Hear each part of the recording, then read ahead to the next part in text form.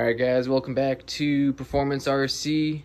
Here we got the 27 done up by Allen from TMR. Finally got this thing out today, and let me tell you, she is a ripper. Next couple videos you're going to see after this little intro here is this thing running on-road and off-road. You can't keep the nose down. This thing is just a wheelie monster.